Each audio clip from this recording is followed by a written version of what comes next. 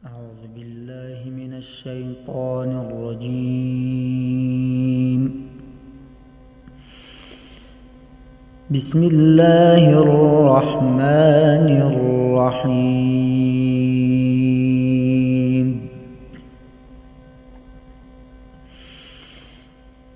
ولما جاءهم رسول من عند الله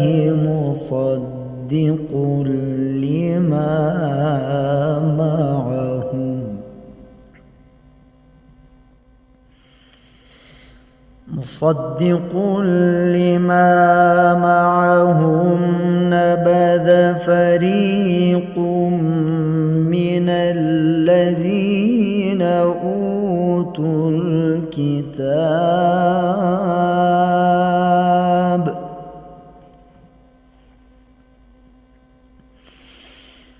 كتاب الله وراء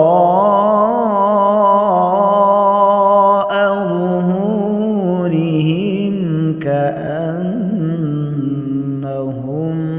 لا يعلمون.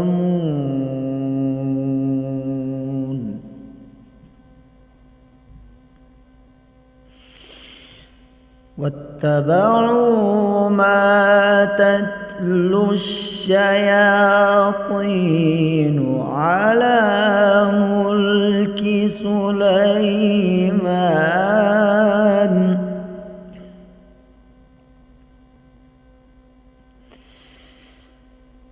وما كفر سليمان ولكن الشياطين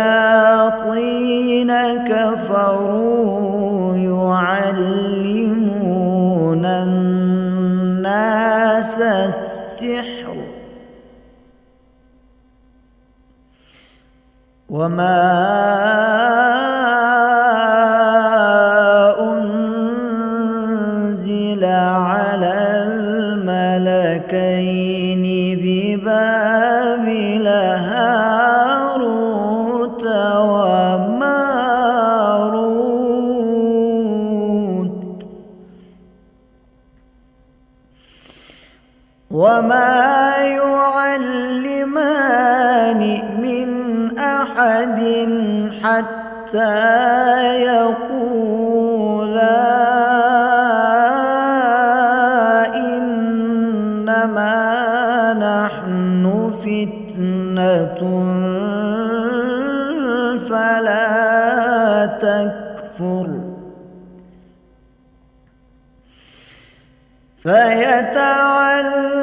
فيتعلمون منهما ما يفرقون به بين المرء وزوجه وما هم بضارين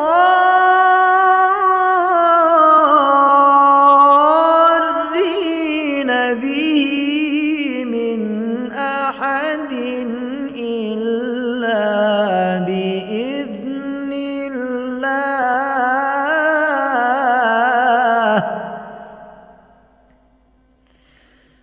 ويتعلمون ما يضرهم ولا ينفعهم ولقد علموا لمن اشتراه ما له في الآخرة من خلاق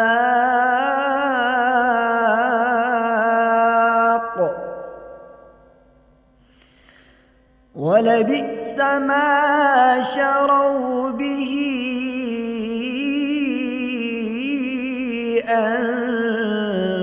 أنفسهم لو كانوا يعلمون.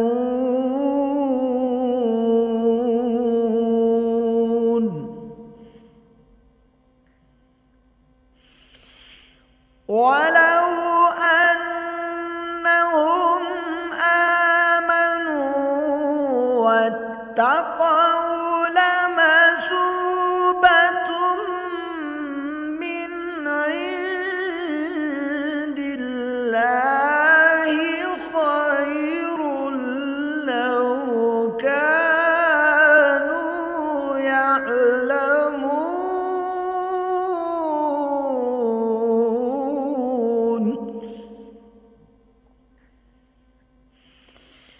يا أيها الذين آمنوا لا تقولوا راعنا وقولوا انظرنا واسمعوا وللكافرين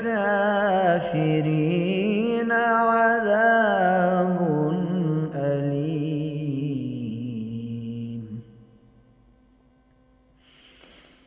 ما يود الذين كفروا من أهل الكتاب ولا المشركين أن ينزل عليكم من خير من ربكم والله يختص برحمته من يشاء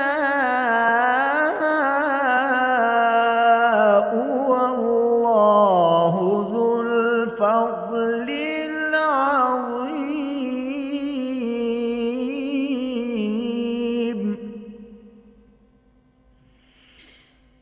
ما ننسخ من آية أو ننسها نأتي بخير منها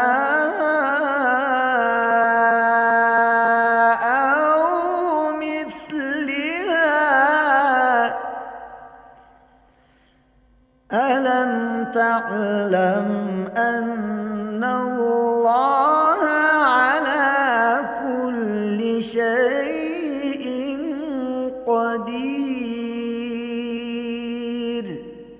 صدق الله العظيم. شروع اللہ کے نام سے جو بڑا مہربان نہایت رحم والا ہے۔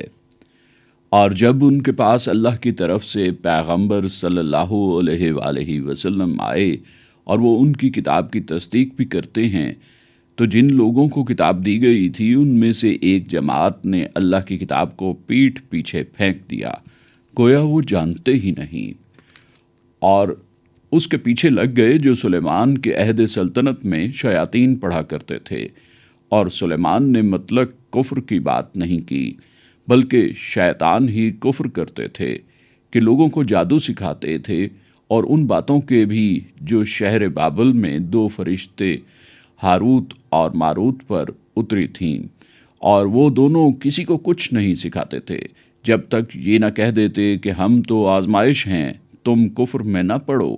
غرض لوگ ان سے ایسا سیکھتے جس سے میاں بیوی میں جدائی ڈال دیں، اور اللہ کے حکم کے سوا وہ اس سے کسی کا کچھ بھی بگاڑ نہیں سکتے تھے، اور کچھ ایسے سیکھتے جو ان کو نقصان ہی پہنچاتے اور فائدہ کچھ نہ دیتے، اور وہ جانتے تھے کہ جو شخص ایسی چیزوں کا خریدار ہوگا اس کا آخرت میں کچھ حصہ نہیں، اور جس چیز کے عوض انہوں نے اپنی جانوں کو بیچ ڈالا وہ بری تھی۔ کاش وہ جانتے، اور اگر وہ ایمان لاتے اور پرہیزگاری کرتے تو اللہ کے ہاں سے بہت اچھا صلہ ملتا۔ اے کاش وہ اس سے واقف ہوتے۔ اے اہل ایمان، رائنا نہ کہا کرو، انظر نہ کہا کرو، اور خوب سن رکھو، اور کافروں کے لیے دکھ دینے والا عذاب ہے۔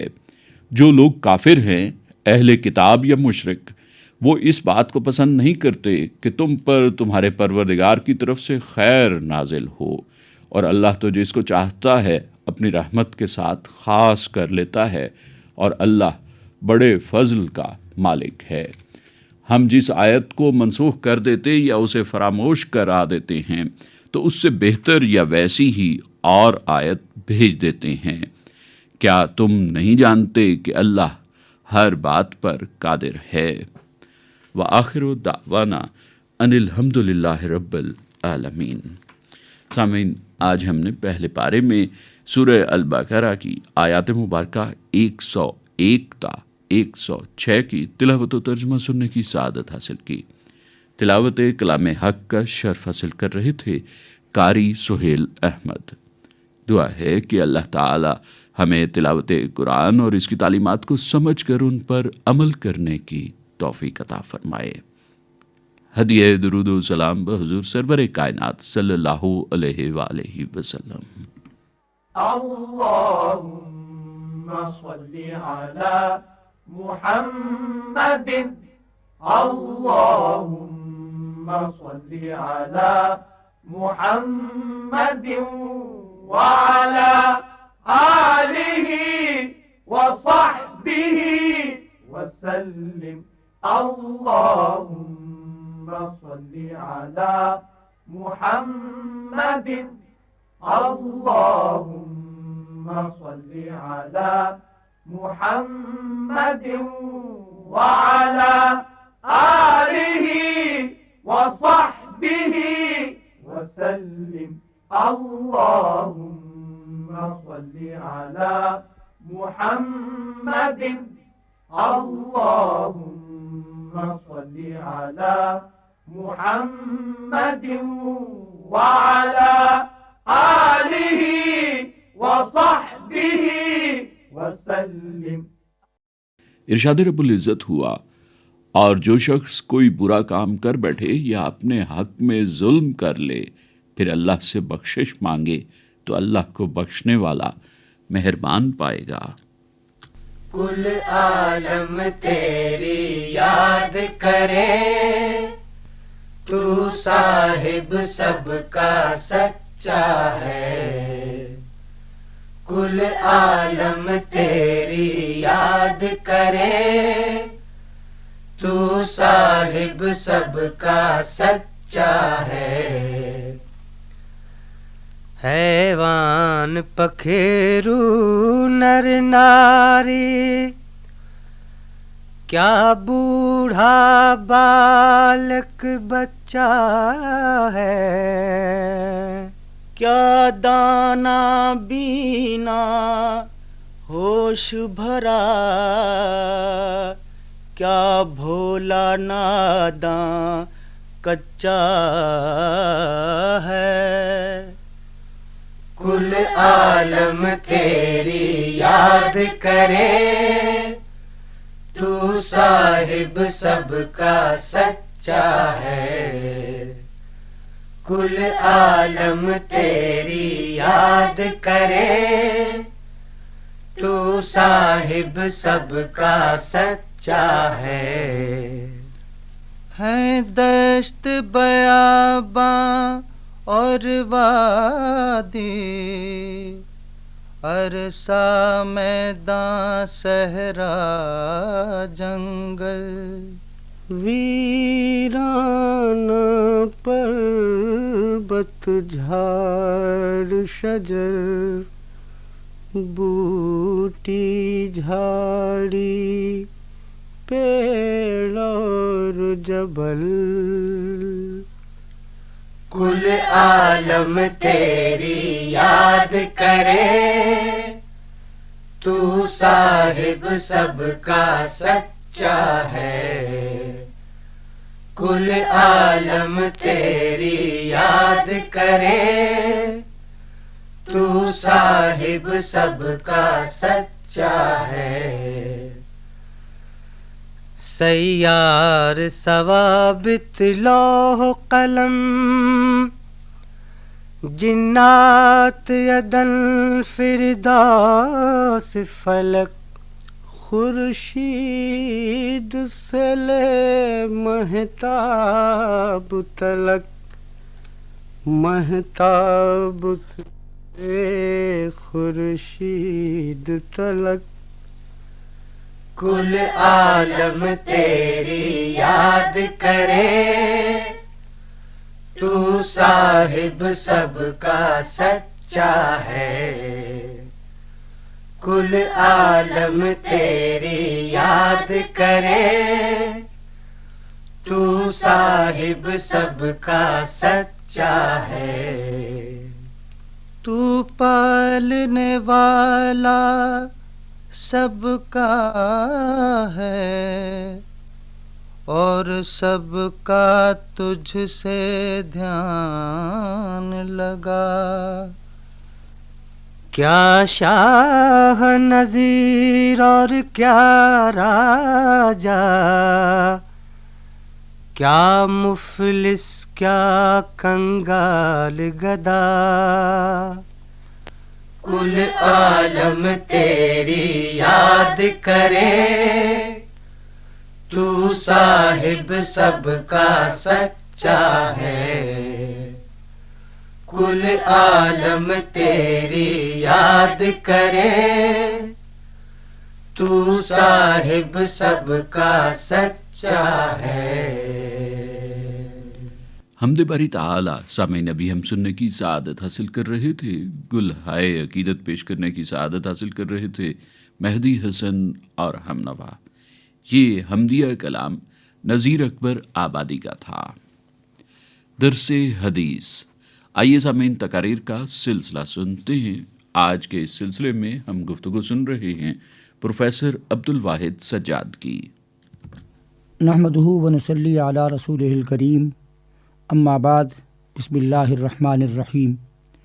حضرت ابو ہریرہ رضی اللہ تعالی عنہ سے روایت ہے کہ رسول اللہ صلی اللہ علیہ وسلم نے ارشاد فرمایا، وہ دینار جو تم اللہ کے راستے میں خرچ کرتے ہو اور وہ دینار جو تم غلام کی آزادی کے لیے خرچ کرتے ہو، وہ دینار جو مسکین پر خرچ کرتے ہو، وہ دینار جو اپنے اہل خانہ پر خرچ کرتے ہو، اجر و ثواب کے لحاظ سے ان میں سب سے بڑھ کر ہے جسے تم اپنے اہل خانہ کے لیے خرچ کرو.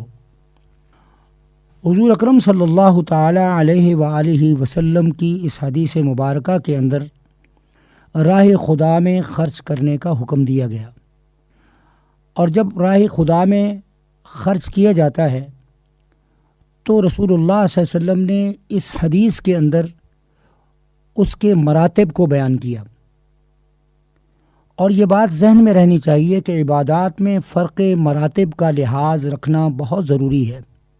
فرق مراتب کا مطلب یہ ہوتا ہے کہ دین میں جس کام کی جو اہمیت ہے، جو مقام ہے، اسے وہی مقام اور اہمیت دی جانی چاہیے.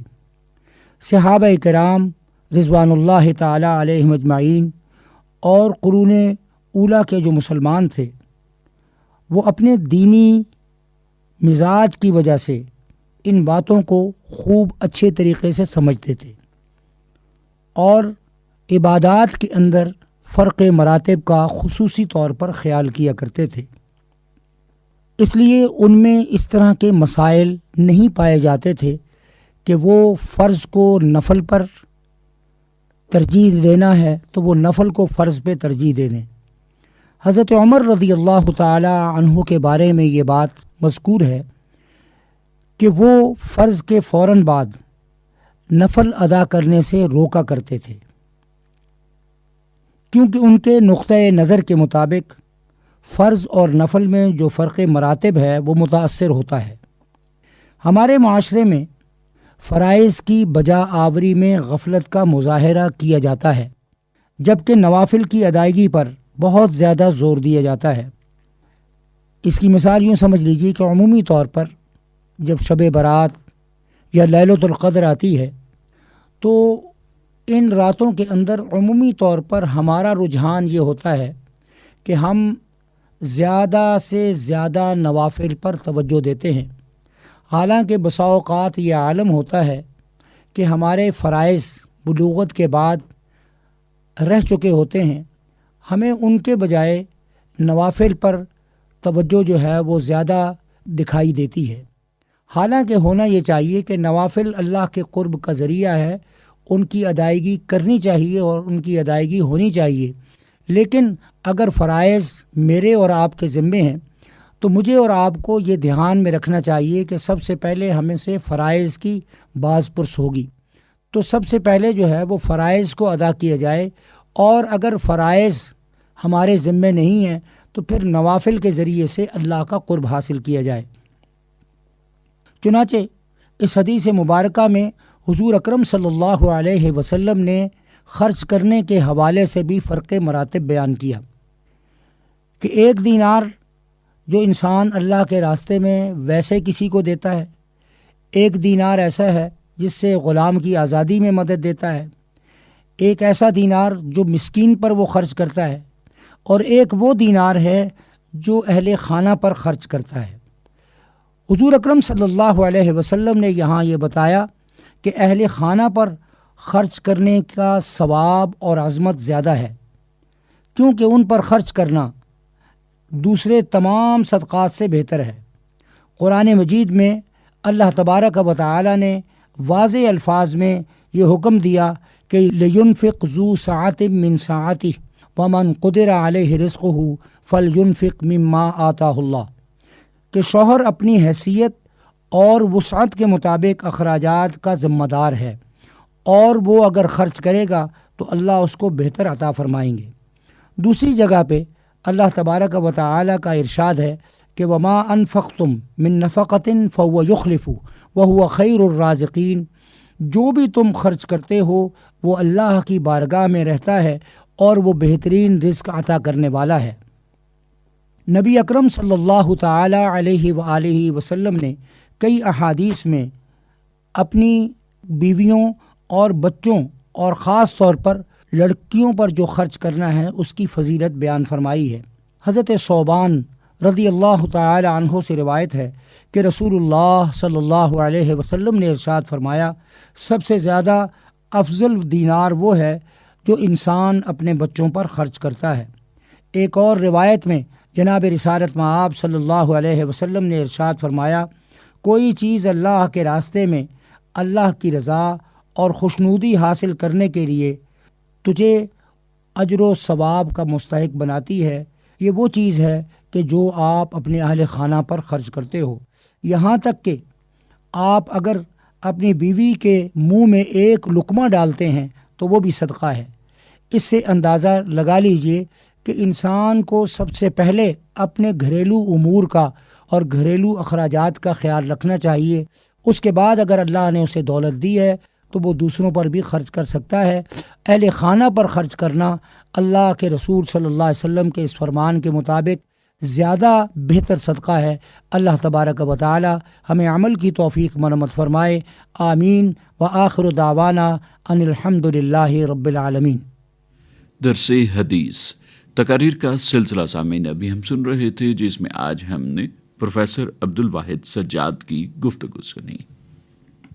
اس شہر مدینہ میں ایک نور کا عالم ہے، اس شہر مدینہ میں ایک نور کا عالم ہے، پھرتے ہیں گدا بن کے یہ شاہوں کا عالم ہے، پھرتے ہیں گدا بن کے یہ شاہوں کا عالم ہے، اس شہر مدینہ میں ایک نور کا عالم ہے،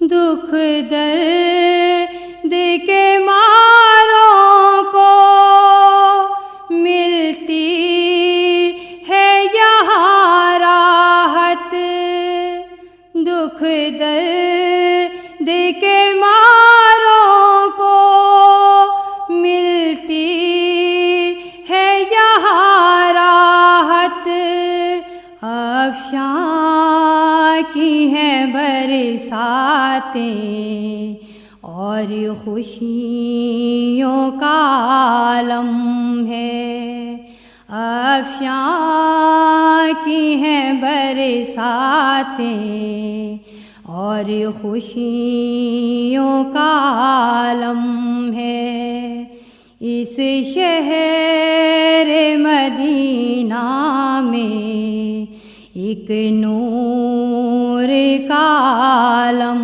ہے۔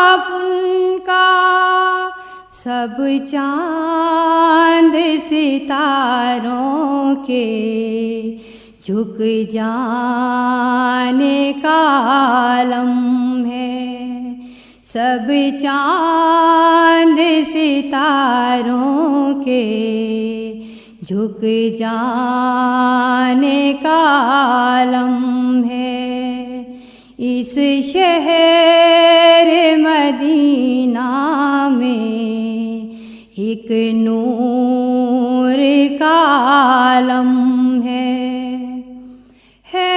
سب کی تمنا کے ہو جائے نثار ان پہ، ہے سب کی تمنا کے ہو جائے نثار ان پہ، ہوتے ہیں فدا ان پہ جان دینے کا عالم ہے، ہوتے ہیں فدا ان پہ جان دینے کا عالم ہے، اس شہر مدینہ میں ایک نور کا عالم ہے،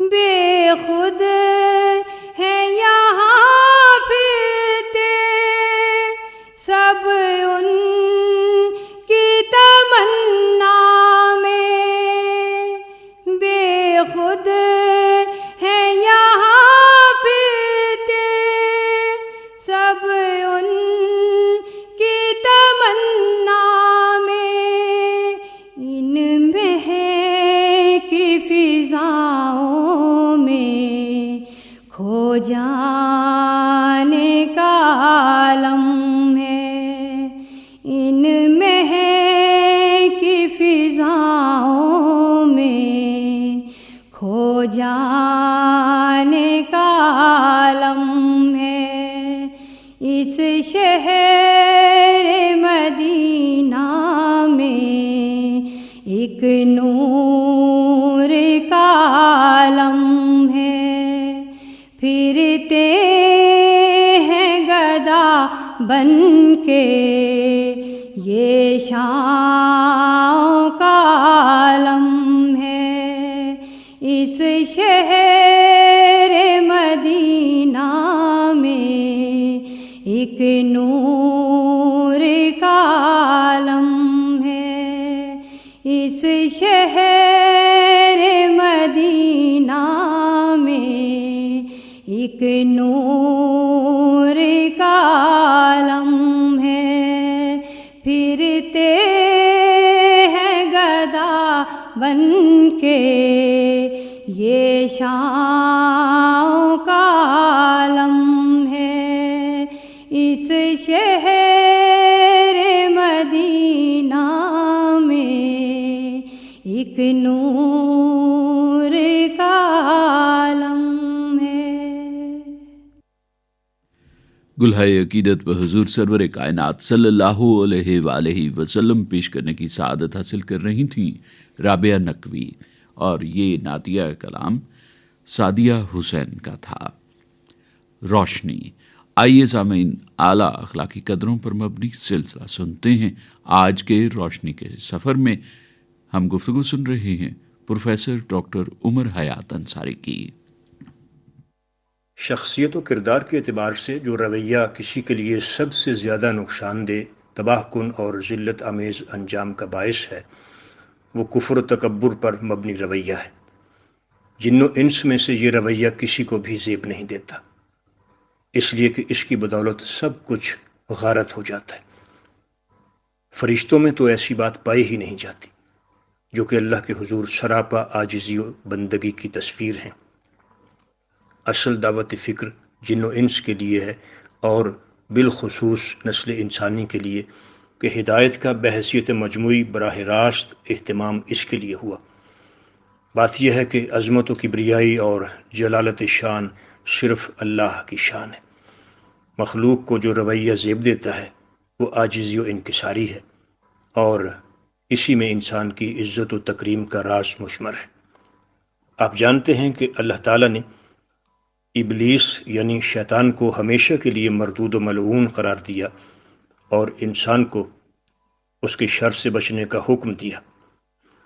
ایسا اس لیے ہوا تھا کہ ابلیس نے طویل عبادت و ریاضت کے باوجود اللہ کے آگے کھڑا ہونے کی جسارت کی اور حکم الہی کی صریحاً خلاف ورزی کرتے ہوئے غرور و تکبر پر مبنی رویہ اختیار کیا تھا کہ وہ آدم سے برتر ہے، اور یوں کفر و تکبر کی ابتدا ہی اس نے کی۔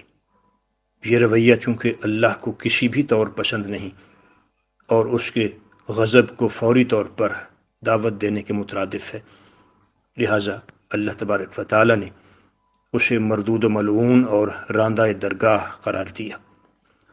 اس کے لیے اس سے بڑا دھچکا اور کیا ہو سکتا تھا کہ اللہ نے آنے واحد میں اس کا سارا غرور بھی خاک میں ملا دیا، اس کا تمام تر کیا دھرا بھی غارت کر دیا، اور ہمیشہ کے لیے لعنت و ملامت کا طوق بھی اس کے گلے میں ڈال دیا، اور انسان کو اس کے بارے میں خاص طور پر خبردار کیا کہ وَلَا تَتَّبِعُوا خُطُوَاتِ الشَّيْطَانِ إِنَّهُ لَكُمْ عَدُوٌّ مُّبِينٌ، شیطان کے نقش قدم کی پیروی سے اجتناب کرنا کہ وہ تمہارا کھلم کھلا دشمن ہے۔ کفر تکبر دراصل ایسا منفی رویہ ہے جو حقیقت کے انکار اور دوسرے کے مقابلے میں اپنی ذات کی بڑائی اور برتری کا مظہر ہے، جبکہ یہ دونوں باتیں یعنی کفر اور تکبر جھوٹ پر مبنی ہیں، اور جھوٹ کی تباہ کاریاں کسی سے ڈھکی چھپی نہیں۔ فرمایا گیا والکذب یہلک، جھوٹ باعث ہلاکت ہے۔ اس کی ابتدا شیطان نے کی اور پھر انسان دشمنی پر اتر آیا۔ اس دشمنی میں اس نے سب سے پہلے ابو البشر علیہ السلام اور ام البشر سلام اللہ علیہ کو بہکایا اور ورغلایا، اور قصہ آدم و ابلیس کے نام سے انسانی تاریخ کا پہلا واقعہ پیش آیا۔ اس کے بعد انسانی معاشرے میں ابلیس کی انسان دشمنی کے اثرات مرتب ہوتے رہے، اور نسل انسانی میں سے بڑے بڑے سرکش اور متکبر کردار سامنے آئے۔ نمرود، فرعون، حامان، شداد، ابرہہ، ابو لہب، ابو جہل وغیرہ اس نوعیت کے چند بڑے بڑے نمائندہ کردار ہیں کہ جنہوں نے معاشرے میں فساد پھیلایا، امن و امان کو تباہ کیا، تو بالآخر اللہ ذوالجلال نے ان کے غرور و تکبر کو خاک میں ملا کر نشان عبرت بنا دیا۔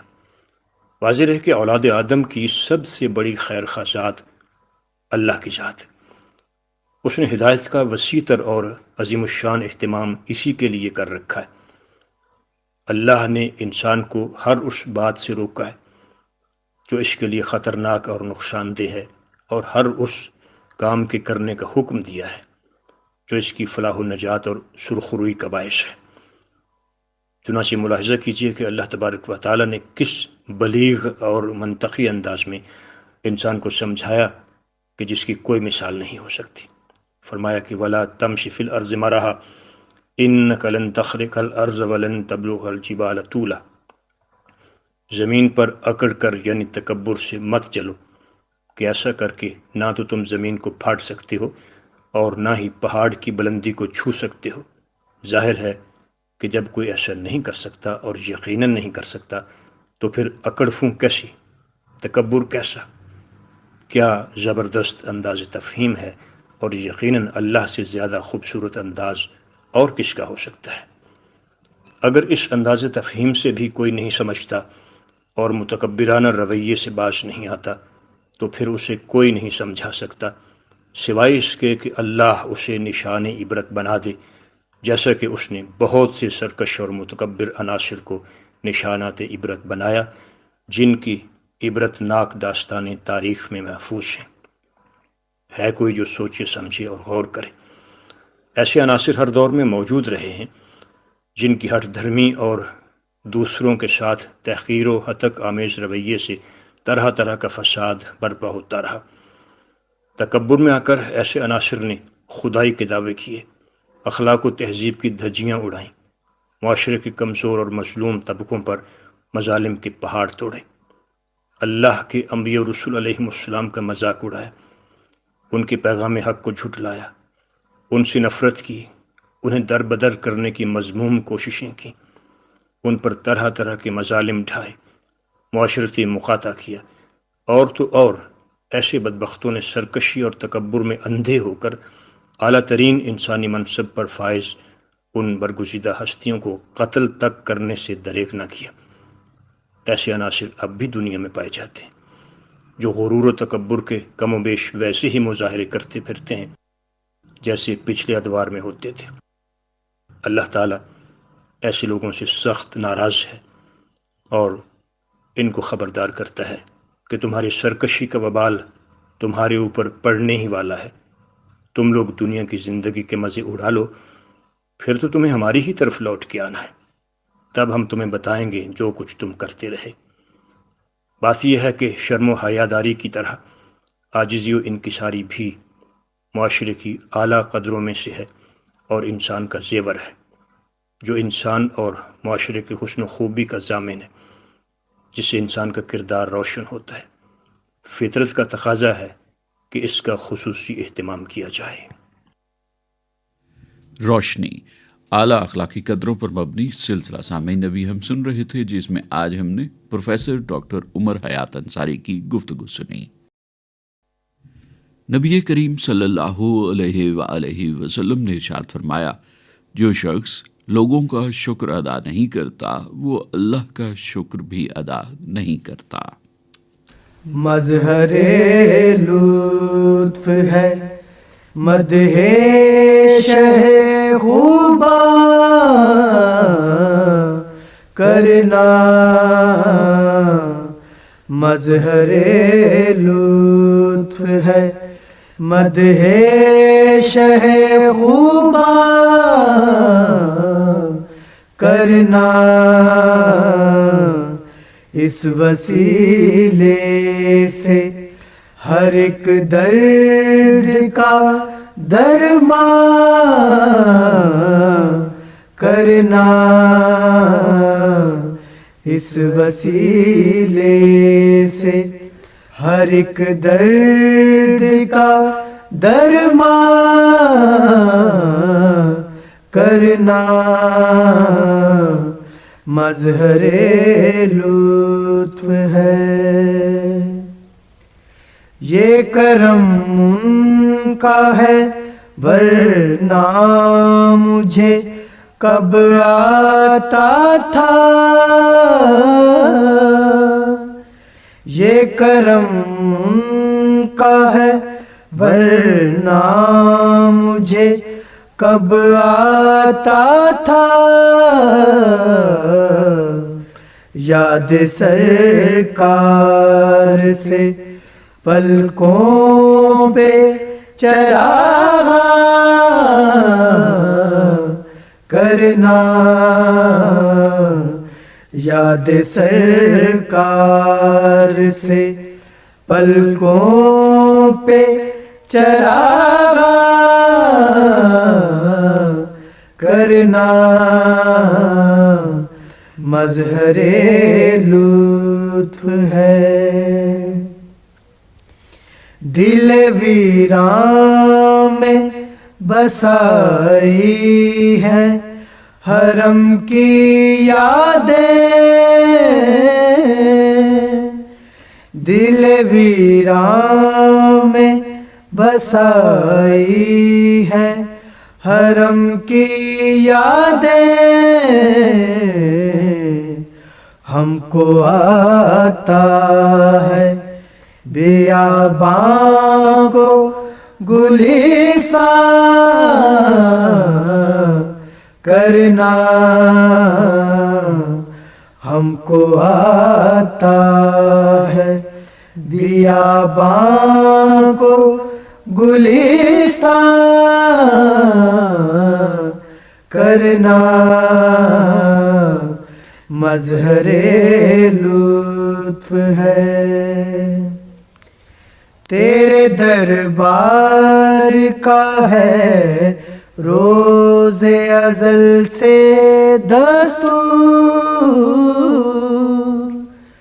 تیرے دربار کا ہے روز ازل سے دستور، بے نوا کوئی بھی آئے اسے سلطان کرنا، بے نوا کوئی بھی آئے اسے سلطان کرنا، مظہر لطف ہے مدح شہ خوبا کرنا، اس وسیلے سے ہر ایک درد کا درمان کرنا، مظہر لطف ہے۔ نعت رسول مقبول صلی اللہ علیہ وآلہ وسلم سامعین، ابھی ہم سننے کی سعادت حاصل کر رہے تھے، گلہائے عقیدت پیش کر رہے تھے امتیاز علی، ریاض علی اور ہم نوا۔ یہ نعتیہ کلام حافظ لدھیانوی کا تھا۔ آپ نے پوچھا ہے، آئیے سامعین سلسلہ سنتے ہیں جس میں آپ کے دینی اور سماجی مسائل کے حوالے سے پوچھے گئے سوالات کے جوابات قرآن و سنت کی روشنی میں دے رہے ہیں مولانا ابراہیم خلیل فضلی۔ بسم اللہ الرحمن الرحیم، الحمد للہ رب العالمین، والصلاة والسلام علی اشرف الانبیاء والمرسلین وعلی آلہ واصحابہ اجمعین، اما بعد۔ یہ خط لکھا ہے منڈی بہاؤدین سے جناب محمد زاہد صاحب نے۔ آپ نے پوچھا ہے کہ جھوٹ بولنے کے بارے میں قرآن و سنت کی کیا تعلیمات ہیں؟ کیا کبھی بندے کو جھوٹ بولنا پڑ جائے تو کیا کسی صورت میں یا کوئی ایسی صورت ہے کہ جس میں بندے کو جھوٹ سے کام لینا پڑ جائے؟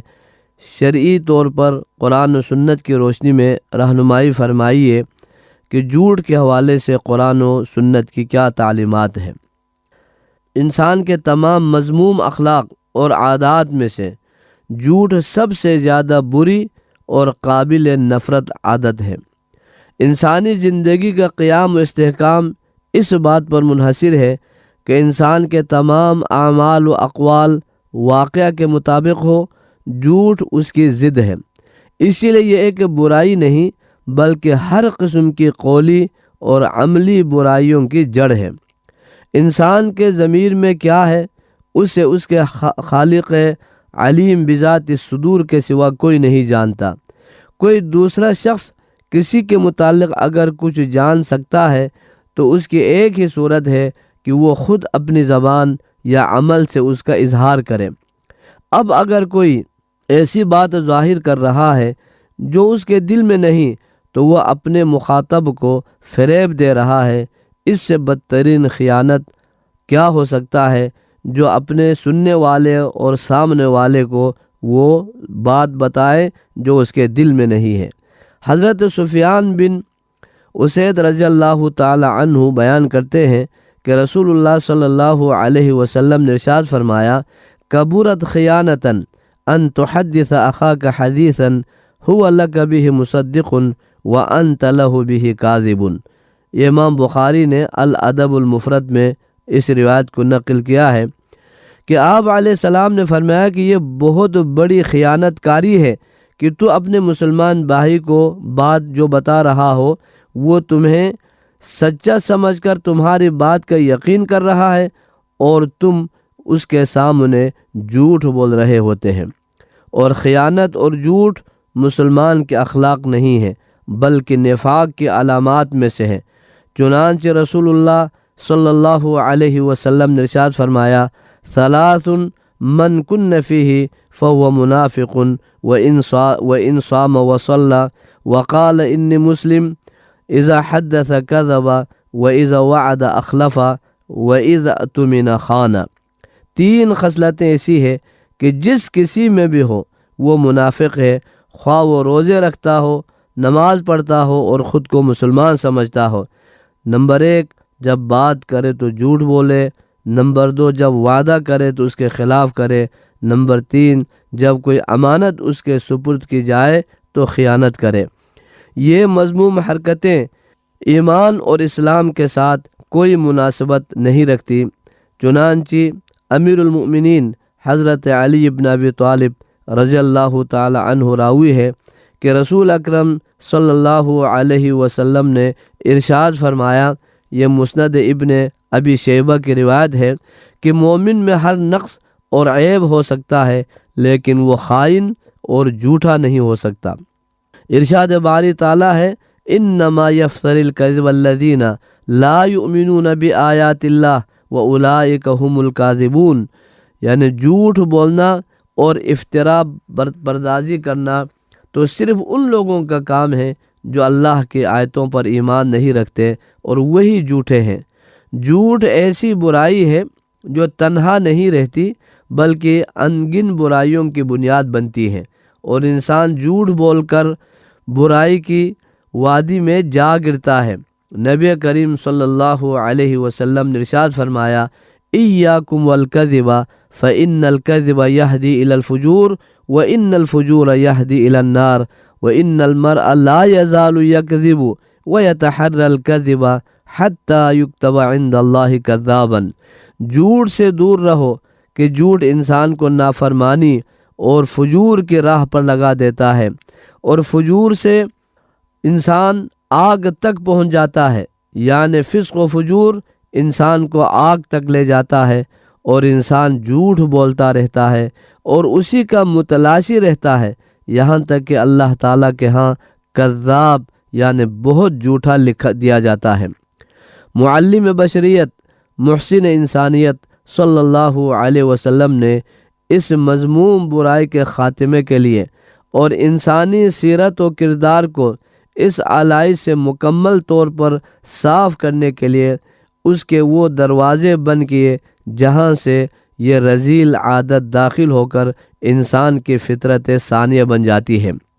چنانچہ ایک کمسن صحابی عبداللہ بن عامر رضی اللہ تعالی عنہ کہتے ہیں کہ حضور سرور عالم صلی اللہ علیہ وسلم ہمارے گھر تشریف لائے تو میری والدہ نے مجھے بلانے کے لیے کہا، آؤ تجھے کچھ دوں۔ آپ صلی اللہ علیہ وسلم نے فرمایا، کچھ دینا بھی چاہتی ہو یا نہیں؟ والدہ نے کہا کہ ہاں، میں اسے کھجور دوں گی۔ تو رسول اللہ صلی اللہ علیہ وسلم نے فرمایا، اگر تم اس کو اس وقت کچھ نہ دیتی تو تمہارے نامہ اعمال میں یہ جھوٹ لکھ دیا جاتا۔ اس تعلیم و تلقین سے جہاں یہ بتلانا مقصود تھا کہ ایک مسلمان کو اپنے لب جھوٹ سے آلودہ کرنے کی ضرورت نہیں کرنی چاہیے، وہیں اس تاکید کی بھی ایک وجہ یہ بھی ہے کہ والدین کے اس طرح کے غیر شعوری رویے سے بچے کی تربیت پر منفی اثرات مرتب ہوتے ہیں اور وہ اسی سانچے میں ڈل جاتا ہے۔ اس لیے لوگوں کو چاہیے کہ بچوں سے بھی جھوٹ نہ بولے۔ اللہ تعالیٰ سے دعا ہے کہ اللہ تعالیٰ ہمیں جھوٹ جیسی عادت بد سے محفوظ رکھے۔ اللہ تعالیٰ ہمیں صادقین میں اللہ شمار فرمائے، جن کے بارے میں اللہ کے نبی علیہ الصلاۃ والسلام کے ذریعے اللہ نے ہمیں یہ بات پہنچائی ہے کہ لوگوں سچ بولا کرو اور سچوں میں سے رہو۔ اللہ ہمیں اس کی توفیق عطا فرمائے۔ آپ نے پوچھا ہے سامعین، سلسلہ بھی ہم سن رہے تھے جس میں آپ کے دینی و سماجی مسائل کے حوالے سے پوچھے گئے سوالات کے جوابات قرآن و سنت کی روشنی میں دے رہے تھے مولانا ابراہیم خلیل فضلی۔ سامعین، آپ اپنے دینی و سماجی مسائل کا حل جان سکتے ہیں۔ اس کے لیے آپ اپنے سوالات بذریعہ خط ہم تک بھیجیے۔ خط لکھنے کے لیے ہمارا پتہ ہے انچارج پروگرام حیا علی الفلاح، معرفت اسٹیشن ڈائریکٹر، ریڈیو پاکستان، اسلام آباد۔ شایان نبی کیسے کوئی مدح سرا ہو، شایان نبی کیسے کوئی مدح حسرا ہو سرکار کی توصیف کا حق کیسے ادا ہو سلطان زمانے میں نہیں دیکھا ہے تو نے سلطان زمانے میں نہیں دیکھا ہے تو نے مٹی کا دیا جس کے شبستان میں جلا ہو مٹی کا دیا جس کے شبستان میں جلا ہو ہادی کوئی ایسا جو معلم ہو جہاں کا ہادی کوئی ایسا جو معلم ہو جہاں کا اور ایسا کوئی جو کہ امانت میں کھڑا ہو اور ایسا کوئی جو کہ امانت میں کھڑا ہو شایان نبی کیسے کوئی مدح سرا ہو گلہائے عقیدت پر حضور سرور کونین صلی اللہ علیہ وآلہ وسلم پیش کرنے کی سعادت حاصل کر رہی تھیں زینب بی بی۔ دینی تعلیمات پر مبنی پروگرام حیا علی الفلاح سامعین آپ سن رہے ہیں۔ قرآن حکیم اور ہماری زندگی، آئیے سلسلہ سنتے ہیں جس میں آج ہم سورہ انعام کی آیات مبارکہ 160 تا 163 میں بیان مضامین کے حوالے سے گفتگو سنتے ہیں۔ مقرر ہیں مفتی طاہر محمود۔ اعوذ باللہ من الشیطان الرجیم، بسم اللہ الرحمن الرحیم۔ من جاء بالحسنة فله عشر أمثالها ومن جاء بالسيئة فلا يجزى إلا مثلها وهم لا يظلمون۔ قل إنني هداني ربي إلى صراط مستقيم دينا قيما ملة إبراهيم حنيفا وما كان من المشركين۔ قل إن صلاتي ونسكي ومحياي ومماتي لله رب العالمين لا شريك له وبذلك أمرت وأنا أول المسلمين۔ صدق اللہ مولانا العظیم۔ آیتوں کے ترجمے سے پہلے چند الفاظ کے معنی سماعت فرمائیں۔ 10 امثال 10 گنا، یجزا وہ بدلہ دیا جائے گا، دیناً قیما کجی سے پاک دین، نسکی میری عبادت۔ اب آیتوں کا ترجمہ سماعت فرمائیں۔ جو شخص کوئی نیکی لے کر آئے گا اس کے لیے اس جیسی 10 نیکیوں کا ثواب ہے، اور جو شخص کوئی بدی لے کر آئے گا تو اس کو صرف اسی ایک بدی کی سزا دی جائے گی اور ان پر کوئی ظلم نہیں ہوگا۔ اے پیغمبر کہہ دو کہ میرے پروردگار نے مجھے ایک سیدھے راستے پر لگا دیا ہے جو کجی سے پاک دین ہے، ابراہیم کا دین، جنہوں نے پوری طرح یکسو ہو کر اپنا رخ صرف اللہ کی طرف کیا ہوا تھا اور وہ شرک کرنے والوں میں سے نہیں تھے۔ کہہ دو کہ بے شک میری نماز، میری عبادت اور میرا جینا اور میرا مرنا سب کچھ اللہ کے لیے ہے جو تمام جہانوں کا پروردگار ہے، اس کا کوئی شریک نہیں ہے۔ اسی بات کا مجھے حکم دیا گیا ہے اور میں اس کے حکم کے آگے سب سے پہلے سر جھکانے والا ہوں۔ محترم سامعین، آج آپ نے سورہ انعام کی آیت نمبر 160 سے آیت نمبر 163 تک کا ترجمہ سماعت فرمایا ہے۔ آج تلاوت کی گئی پہلی آیت میں جزا و سزا کے ایک عام قانون کا بیان ہے۔ اللہ تعالیٰ نے اپنی رحمت کاملہ سے یہ قانون مقرر فرما دیا ہے کہ جو شخص بھی کوئی نیکی کا کام کرے گا تو قیامت کے دن اس کو اس کا انعام کم از کم 10 گنا بڑھا کر دیا جائے گا۔ یہ کم از کم ہے، زیادہ سے زیادہ کی کوئی حد نہیں۔ اور برائی کی سزا برابر سرابر ملے گی، اس کی سزا میں اضافہ نہیں ہوگا۔ ہاں، یہ ہو سکتا ہے کہ اللہ پاک اپنی رحمت سے اس میں تخفیف فرما دیں یا بالکل معاف فرما دیں، اس کا انہیں اختیار اور حق حاصل ہے۔ جب جزا و سزا کا قانون ایسا کریمانہ ہے تو رحمت کی یہ کیفیت ہے تو وہاں ظلم کا امکان ہو ہی نہیں سکتا۔ اس قانون جزا و سزا کی مزید تشریح بخاری اور مسلم شریف کی حدیث میں مروی ہے کہ سرکار دو عالم صلی اللہ علیہ وسلم نے فرمایا کہ تمہارا رب عز و جل رحیم ہے۔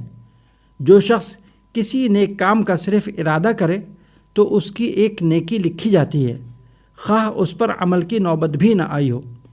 پھر اگر اس نے وہ نیک کام کر لیا تو 10 نیکیاں اس کے نامہ اعمال میں لکھی جاتی ہیں۔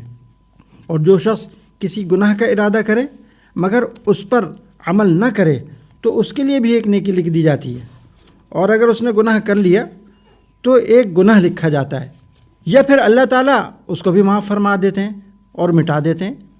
مفسرین نے فرمایا کہ اس آیت کریمہ میں نیکی اور بدی کے ساتھ جاء ارشاد فرمایا ہے، یعنی ہمارے پاس لے کر آئے، عمیلہ نہیں فرمایا، جس کے معنی ہے نیک کام کرنا یا برا کام کرنا۔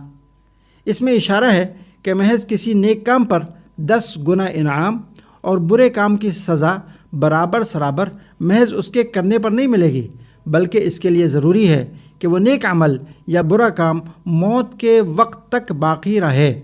چنانچہ اگر کوئی نیک کام کیا مگر کسی گناہ کی شامت سے وہ ضائع اور برباد ہو گیا تو اس پر یہ انعام نہیں ملے گا۔ مثلا کسی پر احسان کیا تھا، پھر اس کو احسان جتلا دیا تو اس سے اس کی یہ نیکی برباد ہو گئی، اس کا یہ انعام نہیں ہے۔ اسی طرح کسی نے کوئی گناہ کیا مگر پھر سچے دل سے اس پر توبہ کر لی تو وہ گناہ معاف ہو گیا اور نامہ اعمال سے مٹ گیا، اس پر اب قیامت کے دن سزا نہیں ہے۔ حاصل یہ کہ جزا و سزا کا یہ قانون اسی وقت ہوگا جب وہ عمل مرتے وقت تک باقی ہو اور قائم ہو۔ اس کے بعد 3 آیتوں میں حضور اکرم صلی اللہ علیہ وسلم کو ارشاد ہوتا ہے کہ اللہ پاک نے آپ پر جو انعام فرمایا ہے آپ اس کا اعلان کر دیں کہ پروردگار نے آپ کو صراط مستقیم اور سیدھا راستہ دکھا دیا ہے، جو خالص توحید اور کامل توکل اور تفویض کا راستہ ہے۔ اس میں کوئی کمی خامی یا کجی نہیں ہے، وہ صاف ستھری راہ ہے۔ یہ وہی راہ ہے جس پر حضرت ابراہیم علیہ السلام چلے، جن کا نام آج بھی تمام عرب اور تمام آسمانی مذہب کے ماننے والے نہایت عظمت اور احترام سے لیتے ہیں، اور وہ شرک سے کوسوں دور تھے۔ اور آپ سب سے یہ بھی کہہ دیجئے کہ میری نماز، میری عبادت، میرا جینا، میرا مرنا سب کچھ اللہ ہی کے لیے ہے، اسی کو راضی کرنا اور راضی رکھنا میری پوری زندگی کا واحد مقصد ہے۔